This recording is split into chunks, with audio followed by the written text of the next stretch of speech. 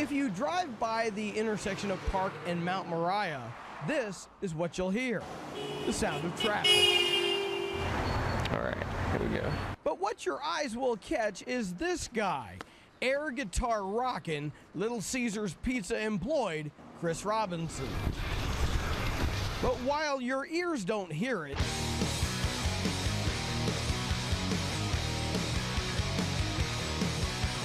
this is what Chris Robinson hears, iPod loaded, headphones on. To the sound of a heartbeat pounding away. Burning up heat won't stop him. He still keeps the show cool. Do I look like I'm well ventilated? 2 years ago, Chris went to work for Little Caesars Pizza. They sent him to the corner to stand there with a sign. So my first day out there, horrible, horrible, horrible. Like, you know what I mean? Like, no music. So Chris, he started rocking with just your average pizza sign. Soon, Little Caesars gave him a hot and ready pizza guitar sign. Every little bit counts when you're giving it all you got. This is Chris's second pizza guitar sign. The other suffered the wrath of Chris's fast fingers. The entire fretboard has been worn, you know what I mean, from my shredding, you know, my insane alternate picking. What have I done for pizza sales? I don't think I'm allowed to answer that. I don't think I'm allowed to answer super businessy questions. Negative attention has been reduced greatly since my popularization, if that's a word at all. Folks come to me every day sometimes. They're like, I just watch you play every day. Every now and again, some fan will come up and they'll jam with me, you know what I mean?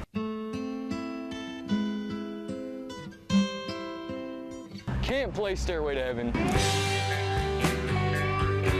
Can't play Freebird. I mean, really, I'm local.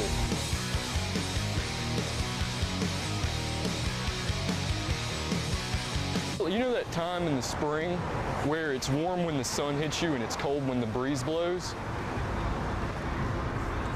That's when it's an hour and 30 minutes. That's the real jam. That's the show. Okay, I enjoy it. You know what I mean? You can't hate on it. I mean, what? Everybody plays air guitar. But very few play it like Chris. Best seat in the house is in the outside lane on Park going westbound. That would be front row. And you can catch Chris rocking to the music that only he can hear from 11 o'clock to 2 o'clock most weekdays. You don't know how many concerts I've been to attain this amount of showmanship. Tom D's Fox 13 News, East Memphis.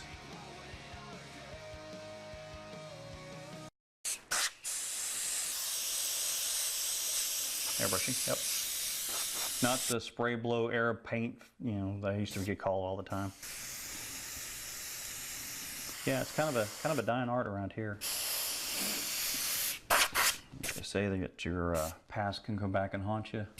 It'll soak in your art.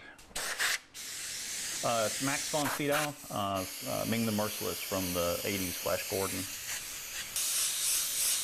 I had people ask me, they go, you know, are you actually touching the canvas at all? I go, no, my hands never touch the canvas, you know. It's all magic. Ooh.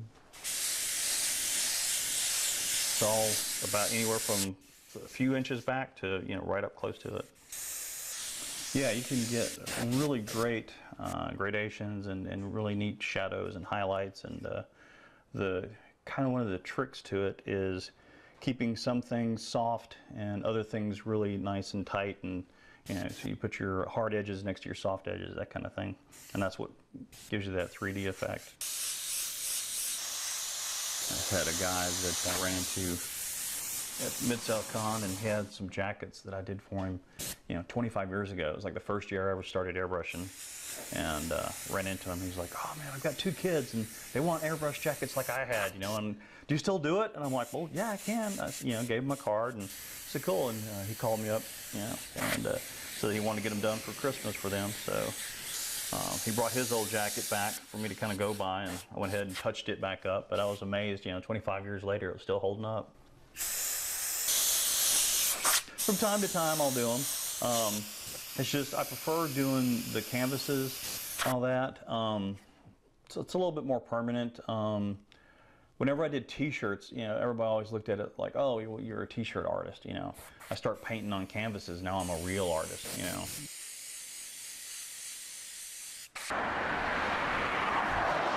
Gautelli Shoe Service, 1621 Union.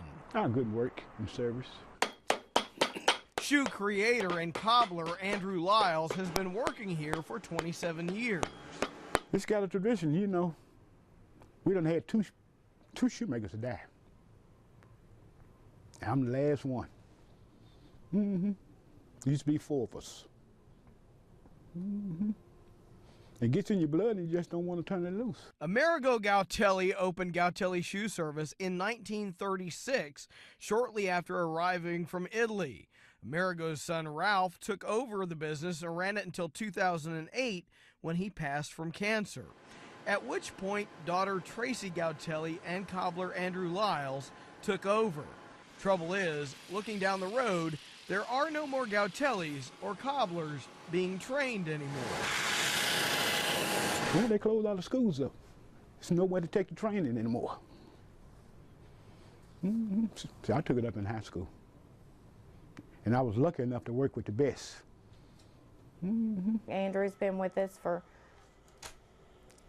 36 years with the family, and Gary, who works part-time, he's been with us for the family for 20 years. So I'm just blessed. As long as we can bring in enough money to pay these guys, I'm happy. I don't need a paycheck. Tracy Gautelli works an extra job to keep the employees paid at Gautelli Shoe Service. While the store is still open, it doesn't generate enough traffic to meet payroll. Gautellis are good people.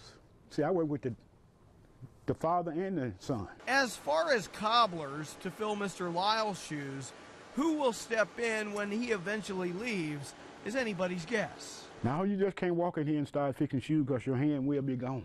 That razor blade knife, it'll cut you. I mean, real bad. They're in the business of saving a Memphis landmark and saving souls at the same time. Tom Dees, Fox 13 News, Midtown. It is one of the biggest changes to hit NASCAR in a long time. The front of the car has what is called a splitter with ladder bars on it. The back of the car, a wing of a spoiler. Ready or not, here comes the car of tomorrow. The first race for it to hit the track will be this weekend at Bristol.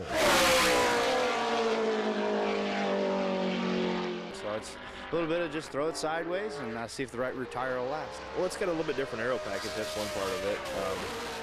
It's not a huge difference. It's a little bit slower in general. To have that as the first one with the car tomorrow, it's the toughest track all alone on it by itself. The car of tomorrow will hit the track with a lot of testing behind it, though, including quite a bit of on-the-track time at the Memphis Motorsports Park by Penske Racing teammates Kurt Busch and Ryan Newman. Yeah, this time around, we're just trying to get more of our questions answered for the car tomorrow. So this right here is just a whole clean slate.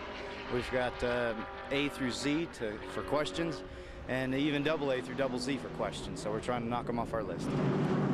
Yeah, the car tomorrow is getting ready to be the car today, so we got to get on our game. And that's why these guys are spending time in Memphis, because of the short track here. The car of tomorrow is going to be used primarily in NASCAR short track races this year. A good short track to test, what we think we're going to have to deal with the season, which is, forward drive, traction, tight corners, clearance and brake packages, things like that with this new car that nobody's really dealt with. One of the cool things about the car of tomorrow is the same technology that went into developing the new soft walls is actually inside the car on the door panel to protect the driver. But the question of the year is, how's this car of tomorrow going to perform on the track during a race? The team that figures that out early on they're going to be miles ahead of the other guys. But mainly, it's the setup. It's the 4 rubber tires hitting the racetrack. And if one team finds an advantage over another, they could get on a roll and be tough to catch with these car tomorrows. The car of tomorrow will determine the champion of the future, with testing done right here in Memphis in the past and passing fast. Tom Dees, Fox 13 News at the Memphis Motorsports Park. We got busy really at the Mike Thompson of Byhalia Small Engines is a very, very busy man these days. I hadn't had time to do anything but pick up lawnmowers, fix lawnmowers, carry lawnmowers back. A lot of the mowers that wind up in Mike's shop just need a little basic maintenance, which most owners could and can do. So here are some easy tips, starting with the air filter. So you want to take your air filter out and look at it after you clean your mower. If it's dirty, either clean it or replace it. It's better to replace it every year, at least once a year. And then there's the oil. Use the right kind and put some in it. You want to make sure you have clean oil. You need to change it at least once or twice a year. Don't put too much back in. Fill it up to the level where your oil level is. And don't ignore the wheels. Without them, you're going nowhere. Check all your wheels and brackets. Make sure there's not a lot of grass down in here. Clean them out and lubricate them with some lubricant. For safety's sake, leave the blade sharpening to the pros. As far as getting your blade sharpened, you really need to take it to a shop so they can take it off and put it on with the impact. Because the blade comes off, it can really do some damage to you. Now here's a tip for what to do once you get out in the yard and you run over something. I've seen people hit stuff in their yard and they'll tip it over this way to look to see what's under it. Well, they're pouring all the oil out through the oil filter. If you have to lift one up, you need to raise it up like this. That's it on what to do when you mow. It's time for me to go. Tom Dees, Fox 13 News, Byhalia, Mississippi. Let go! Let go! Good rock. We are curling in Memphis. No, I have. Sweet, just a little bit, a little. In order to make the rock speed up and still curl, that's what the sweepers do. The game started with like corn brooms and like a big, I don't know, ice rock, I think. Curling is a winter sport invented by the Scotsman. It was originally done on ponds with rocks, and hence we call them rocks.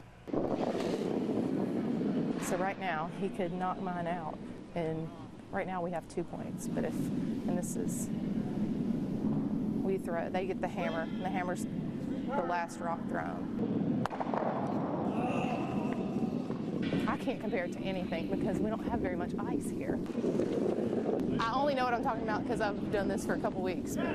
Oh, crap. Are you the rock? Yeah, I got the rock. I got it.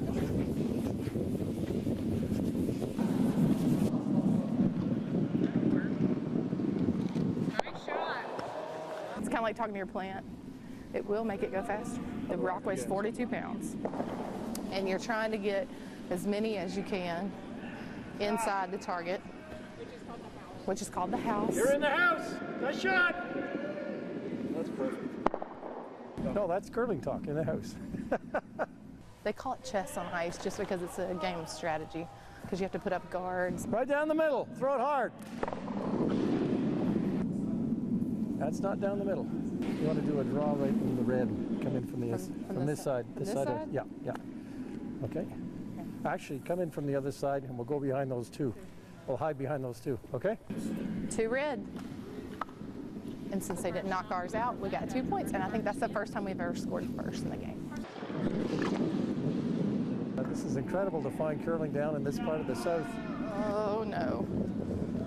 No. That's what I was afraid was going to happen.